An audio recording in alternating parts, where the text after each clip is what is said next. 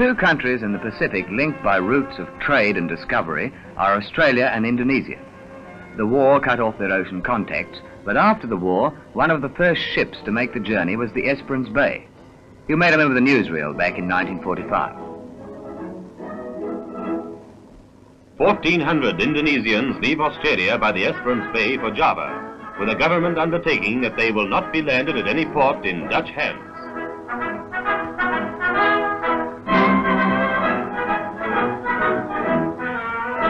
An official of the Australian government goes with them to see that the guarantee is carried out. Friends and sweethearts crowd the wharf to say goodbye.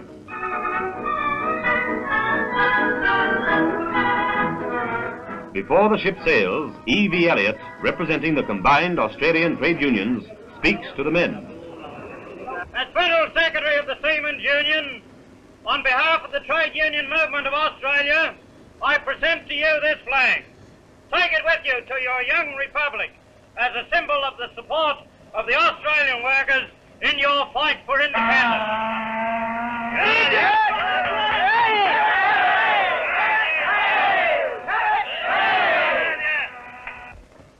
Friends, in the name of the Indonesian Republic, I thank you for this flag.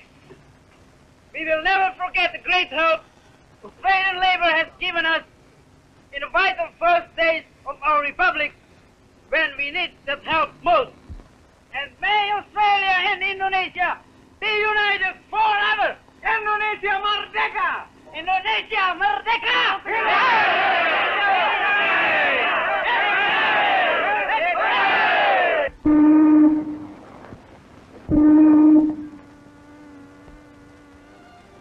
On that October day, the Esperance Bay sailed from Australia for Indonesia.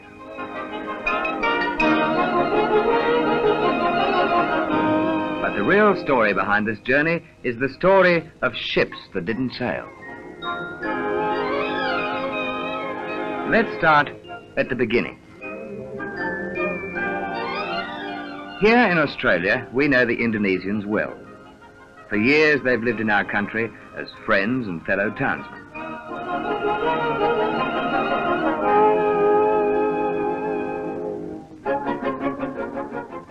The women learnt the names of our vegetables. And mothers found that children were much the same in any language. There were the Indonesian soldiers and seamen. Our boys knew them as good fighters against the common enemy, Japan.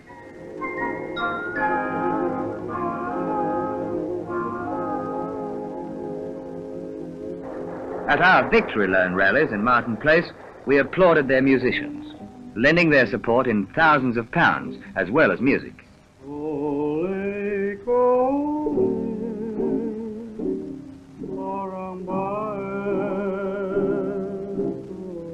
We liked their old Indonesian folk song, even if we didn't understand the words.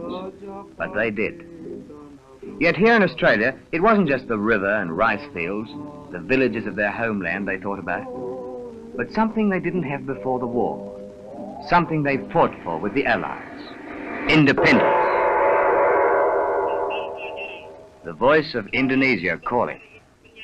Kami mengulangi lagi, Republik Indonesia telah berdiri dan kedaulatan ada di tangan rakyat. The Republic of Indonesia has been proclaimed. These are the salient points in the Republic's democratic constitution: freedom of organization, freedom of assembly, freedom of expression, and freedom of the press. Maka di sini kita semua bangsa Indonesia mengaku dengan Here, in the streets of Sydney, Indonesians repeated an oath which was being taken by their countrymen all over the world. An oath of loyalty to the new republic. Mengaku dengan kebenaran membela Republik Indonesia untuk mencari kemerdekaan kita bangsa Indonesia sampai selama-lamanya. Tidak mundur, biarpun di dalam gelombang atau tindisan. We shall not waver under Dutch oppression. We are ready to sacrifice our lives for freedom.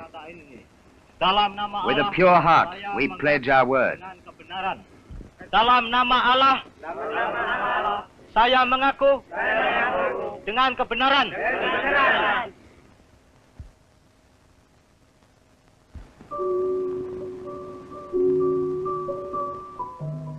That night, they celebrated independence with the dance of the knight and the princess. For even in exile, they'd not forgotten their ancient culture. This dance, they told us, was over 1,500 years old, before Portuguese and Dutchmen came to Java.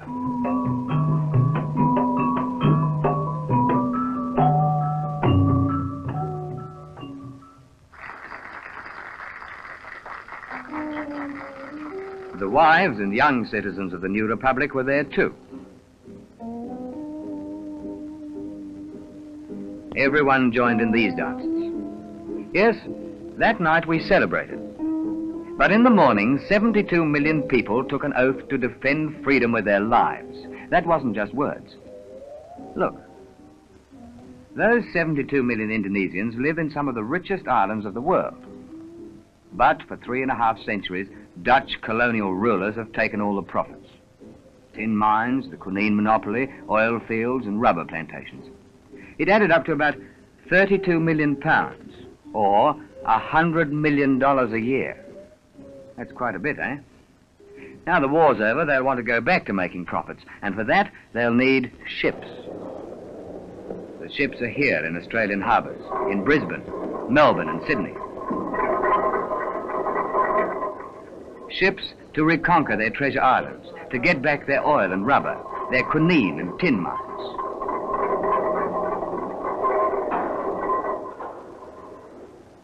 Ships to break the back of the young republic. Ships to carry soldiers. Ships to carry guns.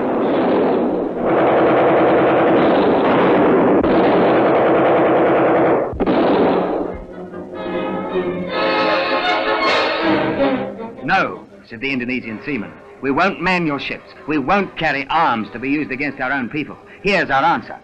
Direct action. They left the ships. They walked off the wharves. They quit the offices. Soldiers refused service.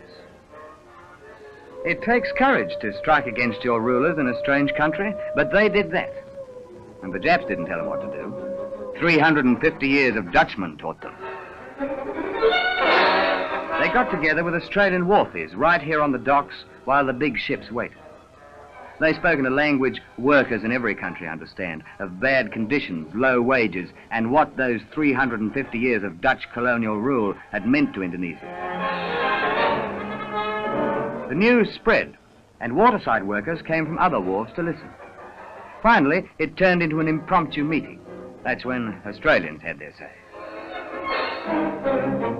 Indonesian seamen weren't allowed to form a union till they came to Australia. We helped them get organised, and now we can't let them down. We can't scab on fellow workers. What about the Atlantic Charter? We're committed through the World Trade Union Congress to support freedom for all nations. Why not Indonesia? Their spokesman asked for just that. Our support for Indonesia's struggle for freedom and self-determination. Well, it's up to us. Declare Dutch ships for Indonesia black. When the wharfies sat down, it meant action.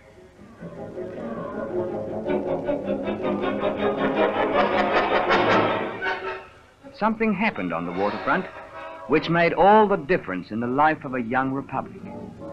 The Dutch companies, who had once had a great fleet to carry wealth from Indonesia, now had to beg for every ship to take them back.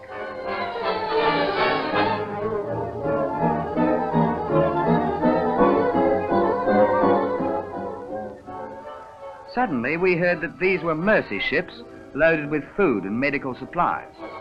Dutch authorities said they knew nothing of Tommy guns and ammunition alleged to be found by waterside workers. But they could hardly deny the statements of Mr. Chifley, Australia's Prime Minister.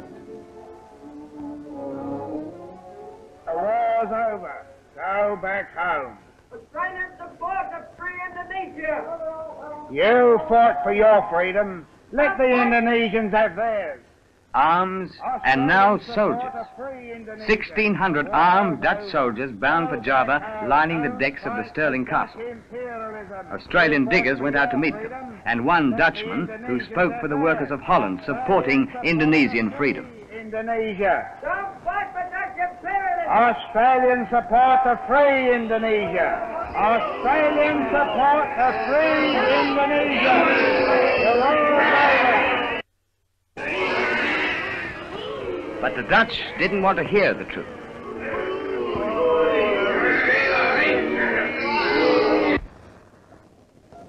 Indonesia calling. Through a static of gunfire, they heard the voice of their homeland, asking them to keep up the fight, to hold up all Dutch ships carrying arms to be used against the new republic. Indonesia. Bekerjalah bersama-sama dengan pergerakan kaum buruh di Australia. Now the fight was really on.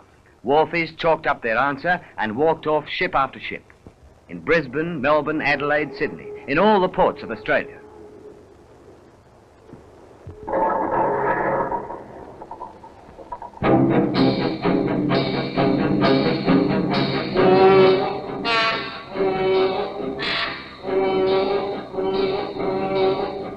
They said to the Dutch, loading ships is our livelihood. We'll load ships for Indonesia anytime if we get a guarantee that the cargo isn't arms or supplies that could be used against the Indonesian people. We never got that guarantee. The black band spread as other unions joined the struggle. One day it was the transport workers who turned off their ignition keys and left Dutch freight stranded. Next, ships' painters stopped work. Dutch ships were too black for them to put another coat of colour on. Engineers and repair workers turned their torches in. Shipping clerks turned a deaf ear to Dutch orders. Australian seamen had been in it right from the start.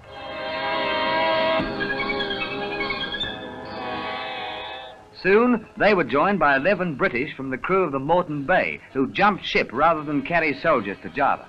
Cables of support arrived from Harry Bridges, president of the American Longshoremen's Union, and from Chinese, Indian, Malayan, New Zealand, and Canadian seamen and dock workers. Workers in every country supported the action of Australian labour.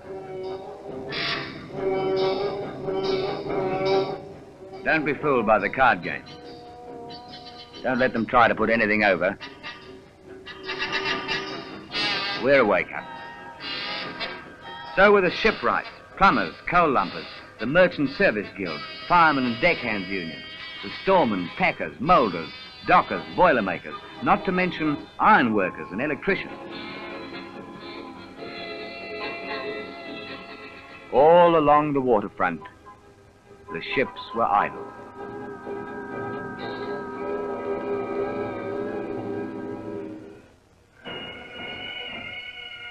The people had acted, and now came the voices of leaders supporting the principles of the Atlantic Charter.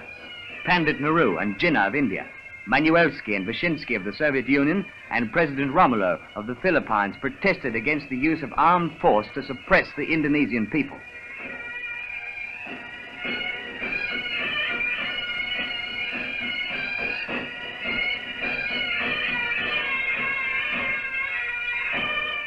At a record meeting in the Domain, this returned soldier reported that Indonesians had already proved they could govern their own country. In the name of my republic, I thank you, said Jan Wilander. But for your help in holding up those ships, our republic might have been destroyed. The black ban on ships for Indonesia is complete.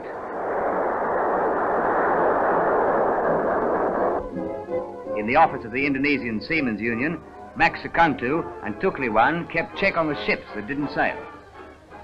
Vishbeek, black. Vanderlyn, black. Pahud, black. Tasari, black. Tasman, black. Janssen and Bontekoe, black. Van Swol, black. Van Hertz, black. Swartzen, one's got away, an Indian crew on board.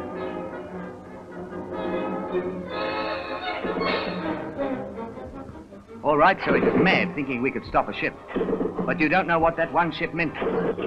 It broke the ban. The Dutch had sneaked it through by putting an Indian crew on board. Our boys didn't have much of a cruiser to go out and do battle. They didn't have any guns or ammunition, but they had words, and they were talking to Indian seamen, Indian brothers. Indonesia's fight for freedom is your fight. Join Australian neighbor. Stop the engine. Turn the ship Stop back. working. Stop the engine. Wait. Tumi jahat में मुझ जाओ. तुम्हारा भाई को Indonesia बंदूक से मारा है. काम शुरू. Engine room काम शुरू. जहाज घूम के मिलेगा. Seamen, don't take arms to Indonesia. Stop working. Turn the ship back. Louder, they can't hear you. Brothers, turn the ship back. Indonesia's fight is your fight. Go on, call again, it's not too late. Brothers! Indonesia लड़ाई kita है. Independence. तुम जाने से मरेगा.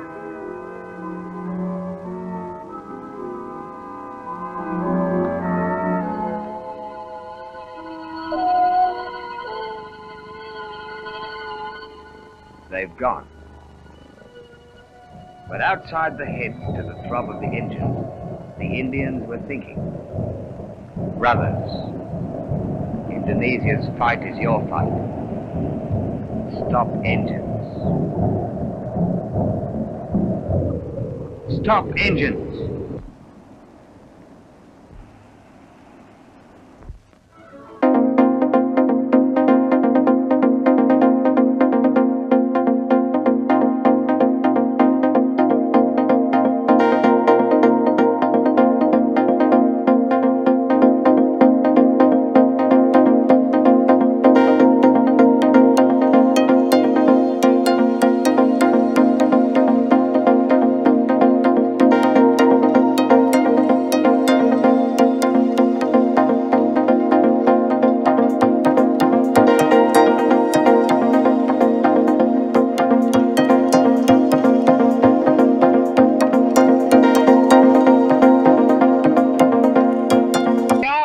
Indonesian Independence Committee, I thank our Indian brothers for their heroic action in support of our struggle. Indian seamen woke off Dutch ships which were carrying arms to smash a new republic. Indian brothers, we will never forget what you have done for us. Thank you.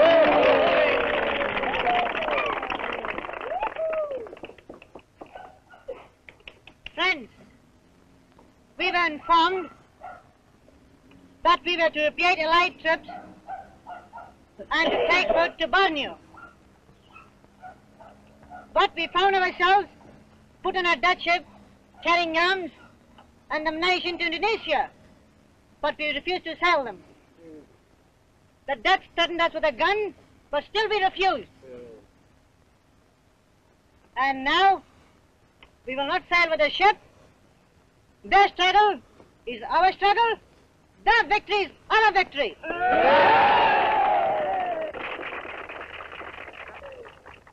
There was no need to introduce the General Secretary of the Waterside Workers' Federation, Jim Healy. During this war, the principles of the Atlantic Charter were declared by Britain and America and approved of by Russia. These principles must be applied in the Pacific and to the Indonesian people. These people fought with us during the war against fascism in the Pacific, and we people of the Pacific, the Chinese, the Americans, the Russians, the Australians, the New Zealanders, the Indians, together with the Indonesians, will do everything within our power to destroy the efforts of Dutch imperialism.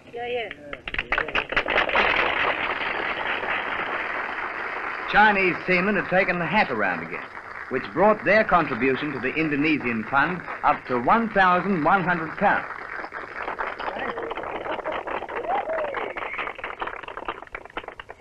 Friends, our national father, Dr. Sun, said that China must support all the oppressed nations to gain their independence. That is why we Chinese are supporting the Indonesian national movement. Manduk Jiao Gai Fu Mandung Manzai!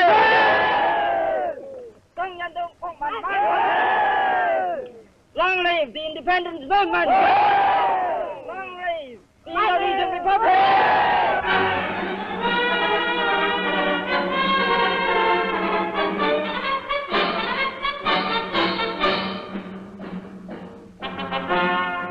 It grew out of the cheering.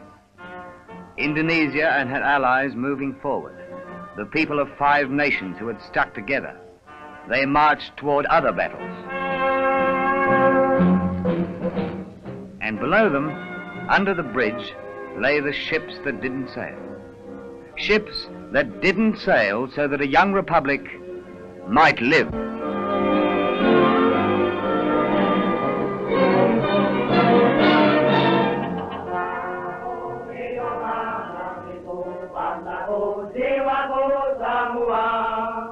Bangunlah rakyatnya, bangunlah badannya untuk Indonesia Raya. Indonesia, Indonesia mulia, mulia, tanahku negeriku yang ku cinta. Indonesia, Indonesia mulia, mulia.